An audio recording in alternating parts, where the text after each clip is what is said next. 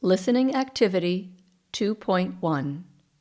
Listen again and decide whether the statements below are true or false.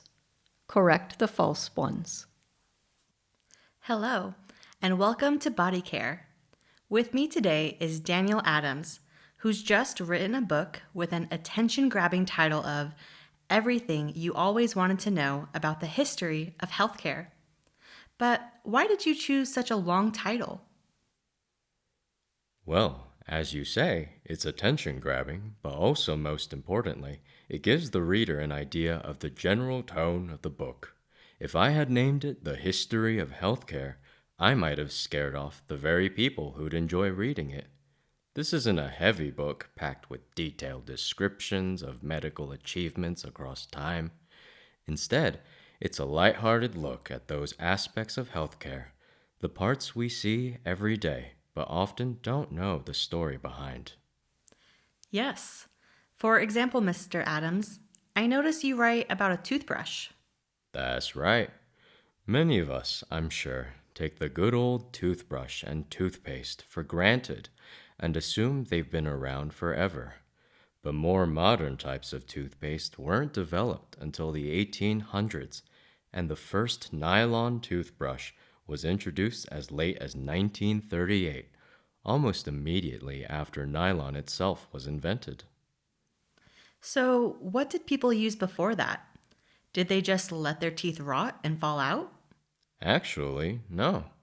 The ancient Egyptians around 3000 BC used something called a chew stick. Basically, a twig they chewed at one end to make it soft and frayed, then used it to clean their teeth. Later, in the 15th century, the Chinese created the first real toothbrush. Instead of nylon, they used tough hairs from the back of a Siberian wild pig's neck, set into a bamboo or bone handle. Wasn't that rather painful for the gums? Yes, when toothbrushes reached Europe, many refined upper-class people preferred softer horsehair bristles. Can't say I blame them. No, indeed. And you mentioned toothpaste. What were the origins of that? Well, again, this goes back to the ancient Egyptians who used a mixture of wine vinegar and pumice stone. That's the gray stone from volcanoes? That's right. And they ground this up into a powder along with eggshells and a few other ingredients and rubbed it into their teeth with their finger or a chew stick. But if you think that's unpleasant, spare a thought for the poor old Romans who cleaned their teeth with toothpaste made from human urine. Really? Urine? Yes, and they actually used it in its liquid form as a kind of mouthwash. But it wasn't such a silly idea. You see, modern dentists realized that urine contains ammonia, which helps whiten the teeth. And in fact, ammonia is still used as an active ingredient in toothpaste today. Fascinating. Your book covers lots of interesting healthcare topics, like the history of glasses, ambulances, and even plaster casts. But I'd like to ask about the more serious topic of anesthesia, which you dedicate a full chapter to. Anesthetics is a fairly recent invention, isn't it? That's right.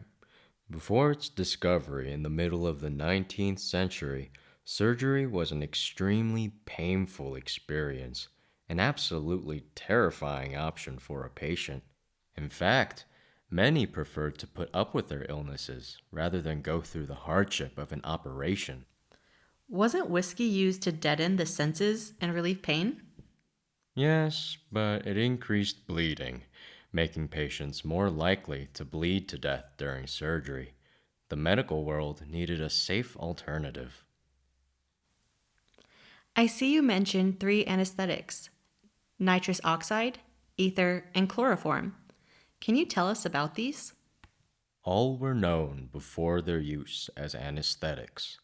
Nitrous oxide, or laughing gas, was discovered in 1772, but thought to be deadly.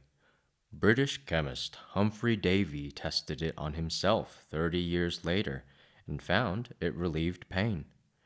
American dentist Horace Wells saw its potential in 1844 after participating in a demonstration where a participant felt no pain after injuring his leg.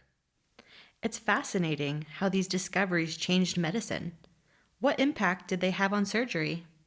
They revolutionized surgery by allowing for pain-free operations, significantly improving patient outcomes and making complex procedures possible.